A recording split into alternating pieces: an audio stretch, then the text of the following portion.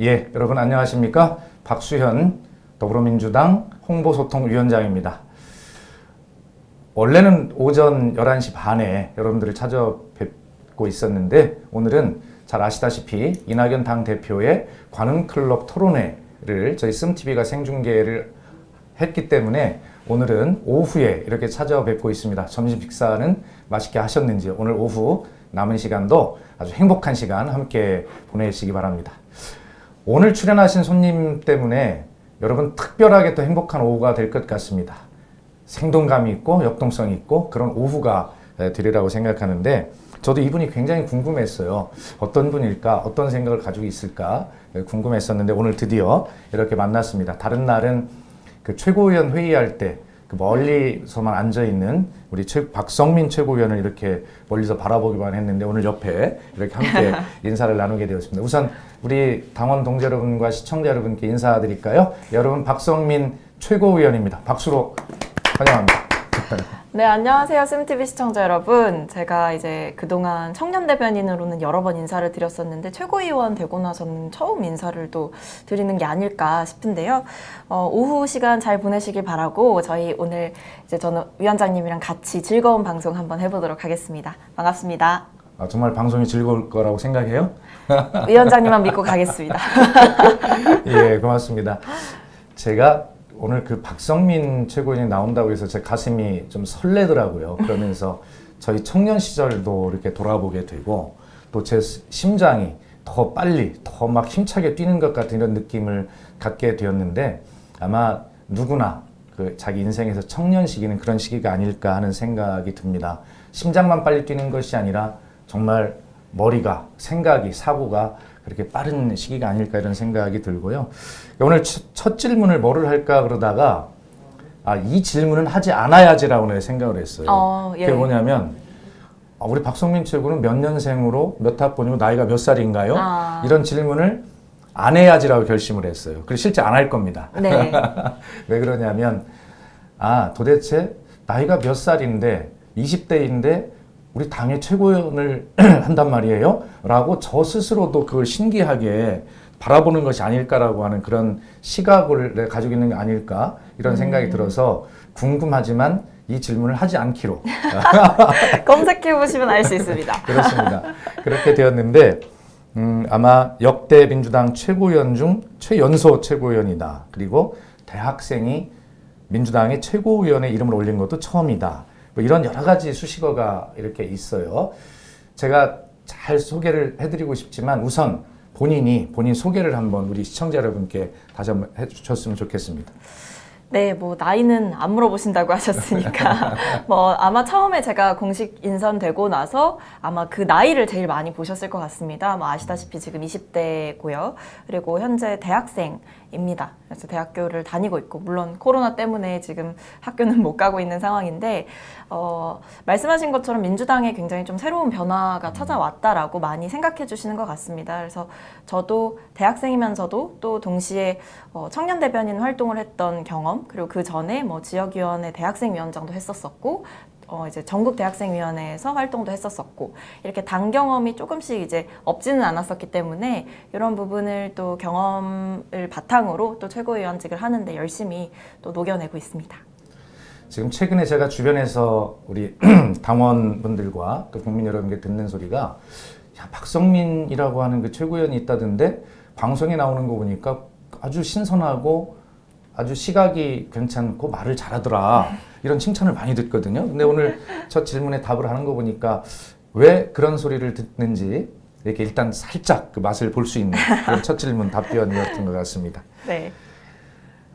지난 8월 29일 날 저희가 전당대회를 했고 거기서 이낙연 당대표가 이제 선출이 되었죠. 그리고 아마 제가 기억하기로 이틀 후인가 3일 후인가에 이낙연 당대표로부터 전화를 밤 11시쯤 받았다. 이런 기사를 신문에서 본 것 같아요. 맞습니다. 그래서 여성으로서 청년으로서 동시에 그를 대변할 수 있는 목소리가 필요하다. 그래서 당의 그 최고위원을 물론 지명직 최고위원 2명 중에 1명으로 이렇게 아마 제안을 받으신 걸로 그렇게 제가 신문에서 봤거든요. 예. 그 내용을 좀 간단히 소개를 해주시고 그때 좀 마음이 어땠는지 네. 한번 소개를 해주셨으면 좋겠어요. 일단 그때 말씀하신 것처럼 8월 29일 이제 전당대회를 저희가 마쳤고 그때 아마 코로나 상황 때문에 저는 집에서 그거를 볼 수밖에 없었던 것 같습니다. 굉장히 인원 통제를 많이 했었기 때문에. 그래서 보고 선출이 되셨고 저는 그렇게 당대표님이 바뀌면서 자연스럽게 청년 대변인으로서 임기가 딱 끝이 났어요. 네. 근데 이제 그래서 저도 뭔가 좀 시원섭섭한 마음이 있었던 상황이었는데 그날 밤에 대표님께서 갑자기 전화를 주셨습니다. 뭐 11시였던 것 같아요. 그래서 밤에 이제 집에 있는데 전화가 딱 와서 전화를 받았더니 일단 저는 이제 축하드린다고 먼저 말씀을 드렸고 근데 대표님께서 이제 지명직 최고위원 자리를 제안을 하시더라고요. 지명을 하려고 하신다는 이제 말씀을 표해 주셨고 그때 당시에는 뭐 일단 그렇게 이제 의지를 표해 주시니 저는 당연히 열심히 하겠습니다라고 얘기를 하고 그날 밤새 이제 밤을 샜죠. 잠을 못 자고 새벽 5시가 됐는데도 눈이 너무 말똥말똥한 겁니다. 그래서 뭐 왜 그랬나 생각해 보면 당연히 최고위원이라는 자리가 갖는 무게감 아니면 이제 잘해야 한다는 그런 의무감, 뭐 압박감 이런 것들이 동시에 찾아오면서 많이 놀랐던 것 같아요. 이렇게 네. 혹시 이낙연 대표로부터 그런 전화가 올 것이다 라고 혹시 기대나 그런 상상을 안 해보셨습니까? 그 누가 이제 청년 대변인 할 때 최고위원 될 거라고 상상했냐 뭐 이런 질문 하시던데 전혀 못했고요. 네. 저는 그냥 사실 처음 대표님께 전화를 받았을 때는 청년 대변인을 계속 해달라고 요청을 하시려나 보다. 그 정도가 제가 상상할 수 있는 최대치였다라는 생각을 했었죠. 너무 이례적인 일이니까. 그러니까요. 그래서 제가 이제 그 질문을 드린 건데 사실은 그 당시에 이제 2명의 그 지명직 최고위원 중에 한 분은 반드시 여성일 것이다라는 예상은 누구나 할 수 있었고 그렇죠. 또 여성 국회의원님들 중에서도 거기에 대한 기대를 가진 분들이 많이 있었을 거예요. 그럼요. 그런데 정말 이례적이라고 본인이 이야기하지만 제가 볼 때는 정말 파격적이고 충격적이다라고 할 정도의 인사를 이낙연 대표가 그렇게 한 것으로 저는 판단을 하고 또 굉장히 우리 당의 중요한 분기점이 되었다 이런 저는 의미를 부여하고 싶거든요. 그래서 그러한 어떤 판단을 하는 이낙연 대표의 그 비전과 여러 가지 철학 뭐 이런 것들에 대해서도 높이 평가를 일단은 해드리고 싶고요. 그런 측면에서 우리 그 박성민 최고위원이 어떤 최고위원으로서 어떤 역할을 할 것인가 그리고 당에 어떻게 청년의 목소리를 와서 접목시킬 것인가 라고 하는 것들이 이제 그 청년 최고위원을 임명한 이낙연 대표의 인사에 대한 평가가 그리고 또 박성민 개인에 대한 평가도 그렇게 나중에 날이라고 보는데 네. 아마 저는 물론 좋은 성과가 있을 거라고 생각을 합니다. 우리 박성민 최고위원에 대한 기대가 제가 워낙 크고 또 응원도 해주고 싶고요. 그렇습니다. 자, 그런데 정치라고 하는 것이 이제 말을 통해서 되게 메시지를 전달하고 하는 네. 경우가 많지 않습니까? 최고위원에게 중요한 무기 하나는 최고위원회에서 언론 앞에서 국민께 발언을 하는 것이거든요. 맞습니다. 그래서 궁금한 게 최고위원님들은 이 발언을 어떻게 그 주제를 정하고 또 그걸 누가 준비해 주는지. 네. 우리 박성민 최고위원은 뭐 국회의원이 아니기 때문에 보좌진도 없죠. 없어서 네. 혼자 스스로 해야 되는 건 아닌지 뭐 이런 생각을 하게 되거든요. 네. 그 발언의 주제를 어떻게 정하고 또 그 주제를 정했으면 그 발언문을 어떻게 작성하는지 뭐 그걸 좀 소개해 주셨으면 좋겠어요. 뭐 일단 말씀하신 것처럼 저는 보좌진이 없고 뭐 이동이라든지 뭐 발언이라든지 방송 준비라든지 이런 모든 거를 다 직접 혼자 하고 있습니다. 그래서 최고위 발언 같은 경우는 사실 월수금마다 최고위원이 가장 중요하게 생각해야 되는 부분 중에 하나인데 제가 발언을 준비할 때 가장 중요하게 생각하는 거는 첫 번째로 내 개인의 욕심을 위한 발언은 자제하려고 합니다. 네. 그게 제 첫 번째 대전제고 그러니까 이게 아무래도 정치인이다 보니까 아시겠지만 사실 이런 관심이라는 게 되게 소중하잖아요. 정치인들한테는. 그래서 뭔가 이런 어떻게 보면 강한 메시지를 냈을 때 혹은 뭔가 자극적인 메시지를 냈을 때 나한테 스포트라이트가 올 것이다 라는 그런 직감 같은 게 어느 순간 생기지 않습니까? 그렇습니다. 네. 근데 이제 거기서 사실 더 욕심을 내거나 그걸 딱 잡아서 끌고 갈 수도 있는데 저는 모든 발언을 하거나 방송을 할 때 항상 생각하는 게 한 발짝 약간 뒤로 물러서려고 합니다. 그런 욕심으로부터. 왜냐하면 이제 대변인 할 때도 그런 요구도 사실은 많이 받았었고 청년이니까 뭐 세게 뭐 자극적으로 해봐라 약간 이런 거를 되게 많이 들었는데 청년 대변인 할 때 저는 이제 저만의 원칙이 생기더라고요. 그래서 그런 욕심, 개인의 욕심 혹은 개인의 뭔가 유명세를 위해서 내 발언을 이용하지 말고 그게 첫 번째 원칙이고 두 번째로는 이제 그때 당시 청년 이슈라든지 여성 이슈에 대해서 아무래도 많이 관심을 가지고 보고 있고요. 더해서는 청소년 이슈라든지 뭐 소외계층에 대한 이슈를 좀 많이 지켜보는 편입니다. 그래서 그걸 바탕으로 얘기를 하려고 하고 아무래도 최고위원 회의라는 게 정치적인 발언이 많이 오고 가는 곳이다 보니까 사실 정말 국민의 삶이 어떨 때는 지워질 수도 있겠다. 특히 청년의 삶 같은 경우는 잘 모르시는 경우가 많기 때문에 그냥 청년들이 어렵다 하고 넘어갈 수가 있는 부분이라서 그런 부분을 많이 챙기려고 노력을 하고 있습니다. 아, 그렇군요. 하여튼 저도 19대 국회의원 시절에 이제 대변인과 원내대변인을 이제 세 차례 하면서 우리 당 최고 지도부의 발언의 내용이나 이런 것들이 이제 주목하고 보고 기록도 하고 했었는데 그때 아쉬웠던 부분들이 뭐냐면 이 정치적 메시지에 모든 지도부의 발언이 집중이 되고 있죠. 그래서 네. 지금 말씀하신 대로 우리 민주당이 가지고 있는 전통적 가치인 사회적 약자에 대한 그런 어떤 관심과 발언 이런 것들이 부족하다 이런 생각을 하고 있었는데 우리 박성민 최고위원이 그런 어떤 지점들을 잘 살펴보면서 균형을 잡으려고 하는 그런 시각이 뛰어나다 하는 걸 느낄 수 있었습니다. 관련해서 제가 네. 지난번에 그 9월 말쯤에 우리 최고위원께서 한 언론과 인터뷰한 내용을 보니까 이런 말이 있더라고요.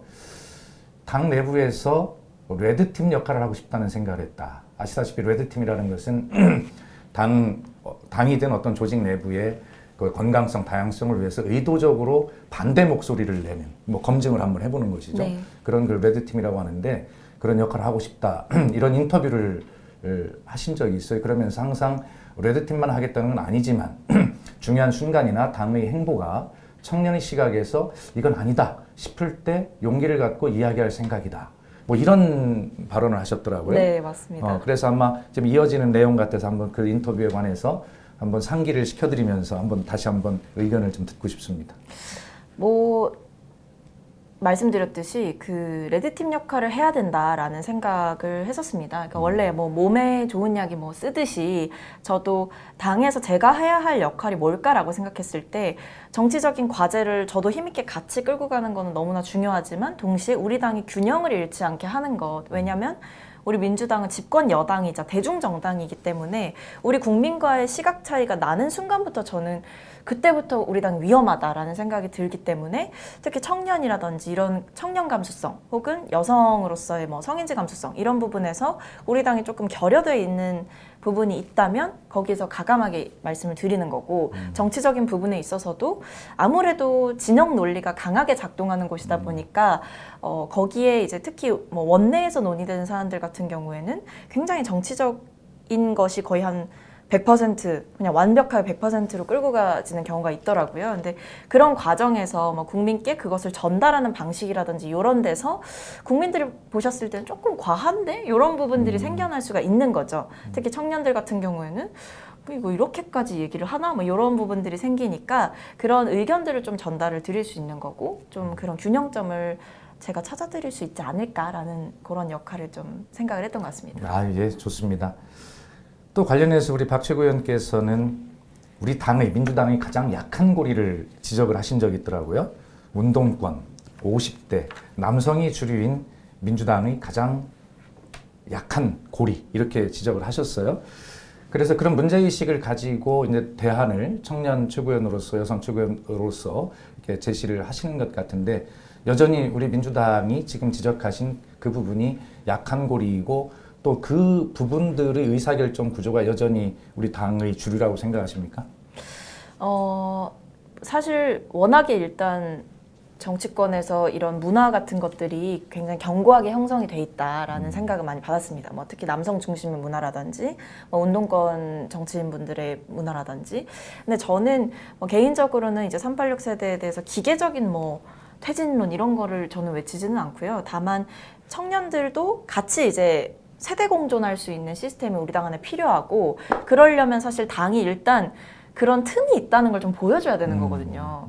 사실 일단 청년들은 정치 자체를 좀 멀게 생각하기 때문에 나중에 할 거라고 그렇습니다. 생각을 하거든요. 아니면 나같이 평범한 사람은 못할 거다라는 생각을 기본적으로 깔고 있는 상황 속에서 당이 뭔가 뭐 386 운동권 중심의 정당으로서 이미지를 강화하거나 아니면 이제 남성 혹은 뭐 50대 이런 측면으로 강화를 하게 되면 청년들은 더 그 정당으로부터 멀어지게 되는 거죠. 저긴 내가 들어갈 틈이 하나도 없다라는 생각을 하게 그렇습니다. 되니까. 네. 네.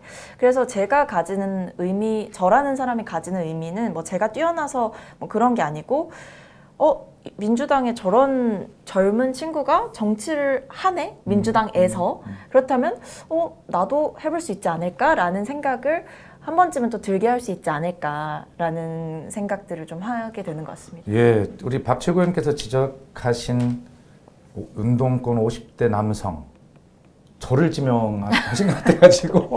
위원장님 배울 점이 많으신 아니, 훌륭한 아닙니다. 선배님이라고. 그래서 예. 저도 스스로 정치를 하면서 우리 청년들을 어떤 시각으로 바라볼까라고 하는 그런 생각을 참 많이 하는 편이거든요. 근데 제가 스스로 저에게 놀라는 것이 뭐냐면, 지금 지적하신 대로 제가 어느덧 그런 생각에 이렇게 굳어져 있는 네. 저를 발견하게 돼요.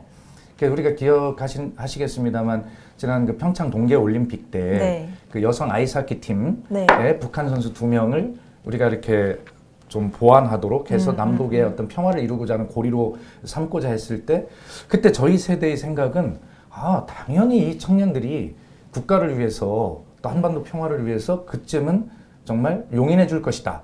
이건 당연하다. 거기에 이견이 있을 거라고 생각을 저희 세대는 못 했어요. 못 하셨죠. 그런데 그때 정말 굉장히 그 청년층으로부터 그 공정에 대한 네. 그런 이야기를 많이 들었지 않습니까? 맞습니다. 그래서 지금 이 청년들을 우리가 청년일 때 우리는 이랬어라고 하는 그 기대를 가지고 그 시각을 가지고 청년을 바라보면 안 되겠구나 라고 하는 것을 절실하게 그때 느꼈던 적이 있거든요.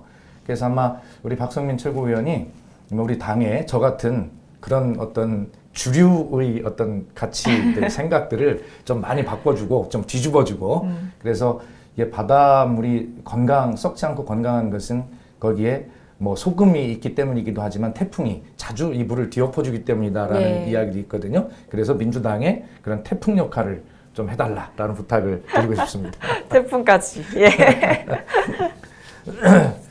자, 이제 청년 이야기를 좀 안 해볼 수가 없죠. 네. 우리 박성민 최고가 바라보는 뭐 세계 청년들 거까지는 그렇다 하더라도 대한민국 청년의 현주소, 문제점, 과제 이런 것은 어떤 거라고 주로 생각을 하십니까? 일단은 저는 제일 크게 바라보는 게 청년들이 점점 이 실패할 수도 있다라는 그 가능성 자체를 아예 좀 차단하려고 하는 듯한 느낌을 많이 받아요. 그러니까 더욱더 안정성을 추구하게 되고 좀 획일화된 길을 걷게 되는. 근데 사실 이런 얘기를 하면 기성세대 분들께서는 도전을 해야지 청년들이 왜 도전을 안 하고 자꾸 안정적인 길만 찾으려고 하냐 이렇게 말씀을 하시는데, 저는 청년들이 그런 길을 찾는 것을 비판할 것이 아니고 우리 사회가 과연 청년들이 도전하고 정말 실패할 수도 있으니까 실패를 했을 때 그때 과연 우리 사회가 그 청년들을 따뜻하게 받아주고 있느냐, 그런 여지가 있는 사회냐라고 봤을 때는 저는 우리 사회가 굉장히 취약하다, 그런 부분에 있어서. 특히 한 번 실패하게 되면 마치 정말 나락으로 떨어지는 것 같은 기분을 받게 되고, 그것은 결국에 국가가 그런 부분은 어느 정도는 저는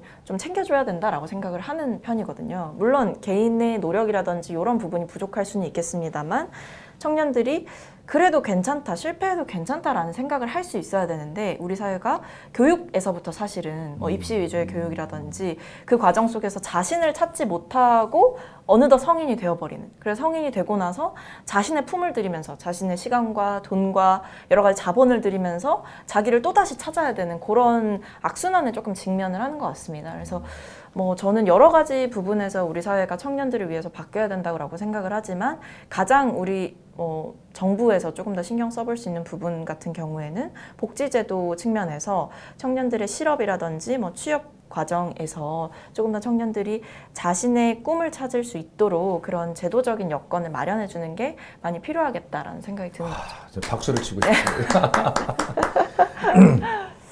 이런 경우를 가리켜서 이제 우문 현답이라고 이렇게 할 수밖에 없는데 그 포괄적인 청년의 문제, 청년의 현실에 대한 그 포괄적 질문에 정말 잘 답변을 해주셨고 감동적으로 들었습니다. 이번에 바이든 당선인입니까? 당선인이 가장 먼저 했던 말이 미국은 가능성의 나라라고 했던 말이 감동적으로 네. 들렸거든요.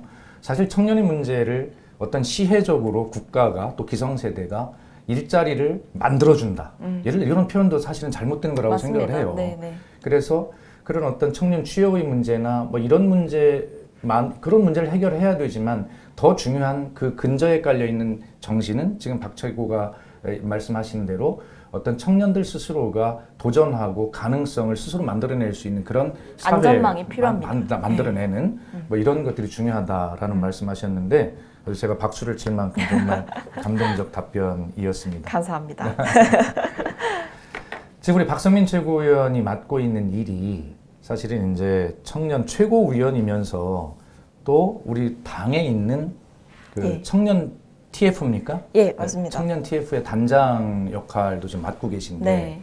그 청년 TF에 대해서 어떤 현재 하고 있는 일 그리고 앞으로의 계획 또 뭐 이런 것들에 대해서 한번 잠깐 소개를 해주시겠습니까? 일단 청년 TF 같은 경우에는 저희가 각 최고위원이 지금 계신데 최고위원님들별로 전문 분야가 또 있으세요. 그렇습니다. 뭐 양양자원님 예. 같은 경우에는 경제, 그래가지고 이제 최고위원들이 각자의 특성과 뭐 특기를 살려서 활동할 수 있는 기반을 좀 만들어서 활발하게 활동했으면 한다라는 그 기치하에서 만들어진 거였고 저는 아무래도 청년이니까 청년들과 좀 직접적으로 소통하고 뭔가를 만들어낼 수 있는 청년 TF를 만들게 된 것입니다. 그래서 이것이 그럼 뭐에 가장 방점을 찍고 있냐? 보통 청년 정치하면 세 개거든요. 첫 번째가 청년들과의 소통, 두 번째가 청년 정책, 세 번째가 청년 인재 육성인데 청년 TF에서 제가 가장 중요하게 생각하는 부분은 소통인데 그것도 그냥 소통이 아니고 현장 소통입니다. 그래서 저번에 저희가 이제 가장 중점을 두고 하고 있는 건 매주 목요일마다 청년들을 만나는 간담회 자리를 기획하고 그 자리에 단순히 저희랑 청년들만 있는 게 아니고 뭐 관련 상임위 의원님이라든지 이런 분들을 좀 직접 초청을 해서 거기서 논의되는 것들이 입법과 결과물로 좀 이어질 수 있는 그 다리를 놔주고 있는 거죠. 청년 TF가. 맞아요. 비공개 최고위원회 때 우리 박성민 최고가 그 보고를 제가 들었었어요. 네, 맞습니다. 네, 그렇죠. 그래서 그거를 이제 진행을 하고 있고 저번 주에 첫 번째 대화를 그러니까 미소대화라는 이름으로 저희가 진행을 하고 있는데 뭐 미래를 준비하고 청년과 소통한다. 요래서 미소대화입니다. 근데 그 첫 번째는 이제 배달하는 청년들을 만났었어요. 예, 그래서 예. 청년들이 청년들로서 또 느끼는 것들 그리고 배달 노동이라는 것이 사실 청년들이 굉장히 많이 종사하고 있는 분야이기도 하고 신산업이기 때문에 여러 가지 제도가 지금 되게 미비한 게 많습니다. 그래서 국토교통위원회 소속 장경태 의원님이랑 같이 이렇게 간담회 자리를 마련해서 청년 TF가 얘기를 하고 이랬었고요. 목요일에는 또 주거 관련해서 청년들이 20대는 주거급여를 받지 못하고 있는 상황이기 때문에 이런 제도적인 허점들을 좀 짚어보는 그래서 굉장히 다양한 정책적 의제를 좀 다루고 동시에 시대적인 가치도 뭐 때로는 그 토론을 아예 기획을 해가지고 예를 들면 뭐 공정 이런 이슈가 있다면 공정이란 대체 무엇인가라는 느낌으로 이제 아젠다 토론도 진행하게 될 예정입니다. 아 그러네요. 우리 박성민 최고위원이 탄생함으로써 저희들이 하지 못했던 또 바라보지 못했던 그런 부분들, 계층들, 이슈들 이런 것들에 대해서 그렇게 챙겨주고 함께하니 민주당이 훨씬 젊어지고 있구나.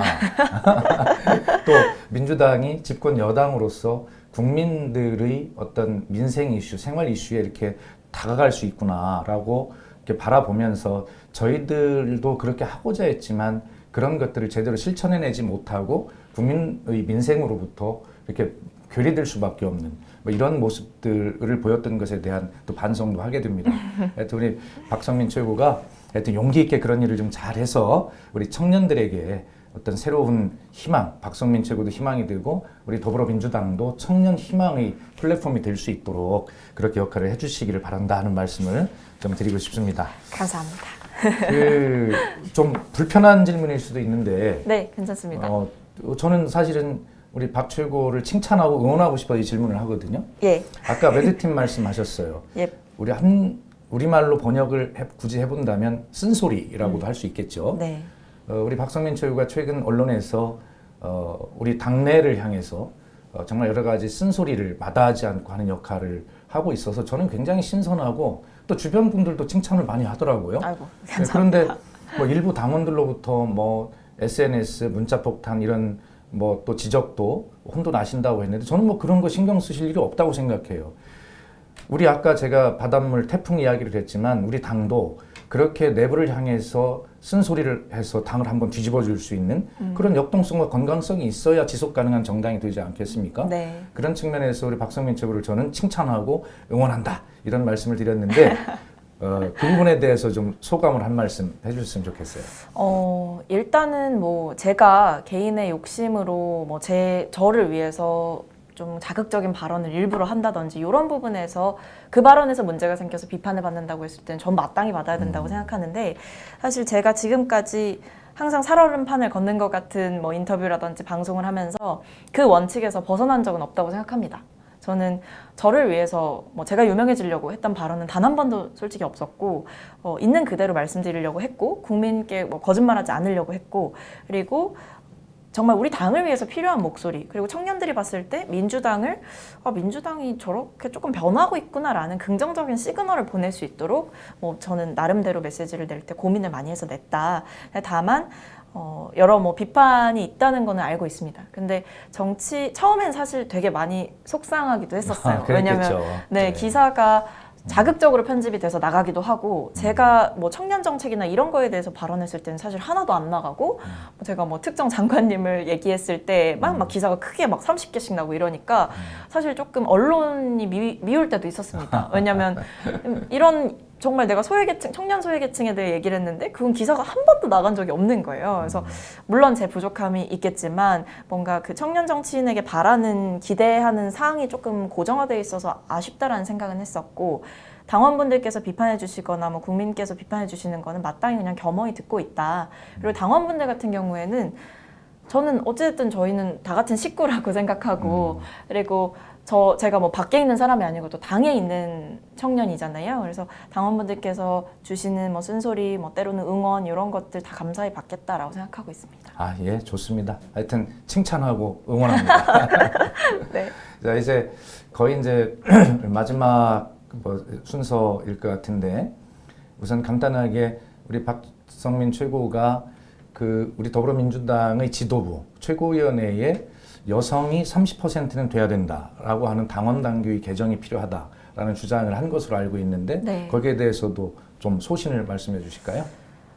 사실 여성 할당제에 대해서 굉장히 비판적인 목소리가 많다는 거는 저도 알고 있고 그리고 그 목소리나 그런 비판들이 정당하지 않은 부분이 뭐 정당한 부분이 분명히 있다고도 생각을 합니다. 근데 제가 이런 여성 할당제에 대해서 조금 적극적으로 목소리를 내는 이유는 특히 정치의 영역에서는 사실 의사결정 구조 안에 어떻게 그 의사결정 구성원들이 구성이 돼 있느냐가 사실 당의 방향을 결정하고 당이 메시지를 결정하고 당의 태도를 결정하게 되더라고요. 그래서 특히 우리 민주당이 제가 봤을 때는 여러 젠더 이슈라든지 이런 부분에 대해서 많이 민감하기도 하지만 좀 그거에 대해서 좀 깊게 얘기하거나 할 수 있는 상황은 지금까지는 아니었던 것 같습니다. 근데 저는 저희가 집권 여당이고 또 앞으로도 국민들께 사랑을 받을 거고 청년들로부터 많은 이제 응원과 지지를 받기 위해서는 이런 젠더 이슈 이런 부분은 피할 수가 분명히 없을 것이다.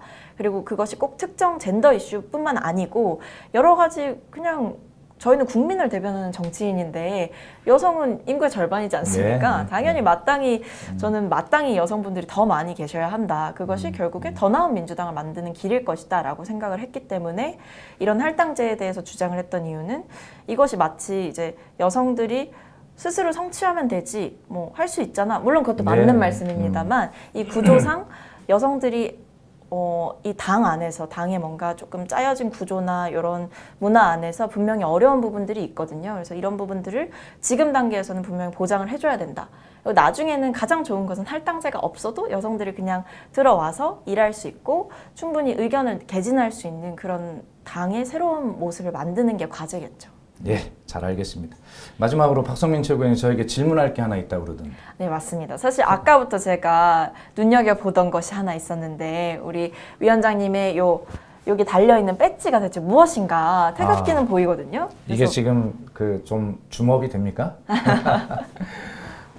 사실은 그 씀TV 시청자 여러분, 제가 우리 박성민 최고위원에게 질문을 청탁했습니다. 이거 물어봐달라고. 안 밝히시려고 네. 했던 걸로 알고 있었는데. 청년을 상대로 하면서 어떻게 제가 그런 꼼수를 쓰겠습니까? 제가 왜 이걸 질문을 해달라고 그랬냐면, 이 배지는 우리 그 여러 유명하신 그리고 고귀하신 독립의사들 중에 한 분이십니다. 영화 암살과 밀정의 모티브가 되었던 그 김상옥 독립의사님이신데, 제가 그 김상옥 독립의사 기념사업회 11대 회장이거든요. 근데 이 기념사업회는 1948년에 김구 선생님께서 직접 만드신 아마 1호 독립 네. 기념사업회예요. 네. 그리고 김구 선생님께서 고문이십니다. 현재까지로. 네, 이렇게 되어 있는데, 제가 왜 말씀을 드리냐면, 이 김상옥 의사는 1923년에 우리 그 독립운동 탄압의 상징이고 일제 탄압의 상징이었던 그런 그 조선 총독부, 그것을 폭파할 계획을 김구 선생님께서 세우시는데, 그 폭탄의 위력을 시험해 보기 위해서 그 전에 종로 경찰서를 폭파하시는데, 그 종로 경찰서를 폭파하시고 그 영화 암살과 밀정 같은 그런 일대천 전투라고 하거든요. 1명 대 1000명의 전투를 벌인, 그러면서 그 일경 16명을 사살하시고 본인은 순국 자결하신 그런 분이시거든요. 그런데 이분이 1923년에 그 순국하실 때, 그 의거를 하시고 순국하실 때 나이가 34살 청년이었어요. 예. 그래서 청년을 정말 제가 이런 말씀을 꼭 드리고 싶었어요. 나이가 젊고 경험이 부족해서 청년이 아니라 정말 이렇게 더 강하게 뛰는 심장과 더 활발한 이 어떤 생각, 사고를 가져서 청년이다 라고 하는 그런 말씀을 꼭 드리고 싶었어요. 제가 나이 34살 때 김상옥 의사님과 같은 그러한 위대한 일을 할 수 있었을까? 뭐 저는 못했지만 청년은 그런 일들을 할 수 있는 위대한 꿈과 힘, 그리고 심장을 갖고 있다라고 하는 청년을 응원하기 위해서 제가 질문을 청탁한 건데, 아마 마무리로 적당한지는 모르겠습니다만 우리 시청자 여러분께서 제가 부족하더라도 제가 마무리하고 싶은 제 뜻을 좀 알아주셨으면 좋겠고, 알아주실 것 같습니다. 또 이 말씀은 우리 박성민 최고위원을 제가 응원하는 그런 말이기도 합니다. 네. 감사합니다. 예, 우리 시청자 여러분 그리고 국민 여러분, 오늘 정말 모처럼 우리 씀TV가 아주 이 스튜디오 자체도 지금 아주 역동성이 느껴지고 힘이 있는 것 같은데, 어떻게 보셨는지 모르겠습니다. 민주당의 희망, 우리 박성민 최고위원, 청년들과 소통하면서 청년이 문제를 더 우리 민주당이 더 관심을 가지고 볼 수 있도록 그렇게 만들어 주실 것이고, 또 아까 말씀하신 대로 청년에게 어떤 것들을 수혜식으로 주는 것보다는 청년 스스로가 어떤 걸 해낼 수 있는 가능성을 대한민국에서 확인할 수 있는 그러한 나라를 우리 함께 만들 수 있도록 그 역할에 또 더불어민주당이 설 수 있도록 그렇게 해야 될 것 같습니다. 오늘 박성민 최고위원과 나눈 우리 박수현의 이슈 딜리버리 잘 들으셨는지 모르겠습니다. 우리 박성민 최고위원 청년 대표, 청년 함께 응원해 주시고, 청년이 실패할 수도 있지만 그들이 다시 일어설 수 있도록 그런 가능성을 열어놓는 그런 대한민국을 만들 수 있도록 함께 노력했으면 좋겠습니다. 오늘 출연해 주신 박성민 최고위원께 감사의 박수 드립니다. 감사합니다. 예, 감사합니다. 예.